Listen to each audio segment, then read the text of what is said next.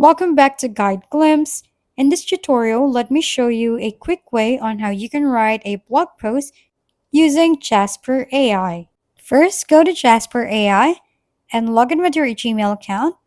Once logged in, click on Blog Posts and select your blog post template. Enter your blog post title and click the Next button. Then select your audience. After that, click on Generate. Jasper AI will write a whole article for you in a minute. It's a fantastic way to generate and write full article for your blog post. Once you're satisfied with the article, copy and post it on your website. Google doesn't mind AI written content as long as it reads like a human written post. Once again, thank you for watching.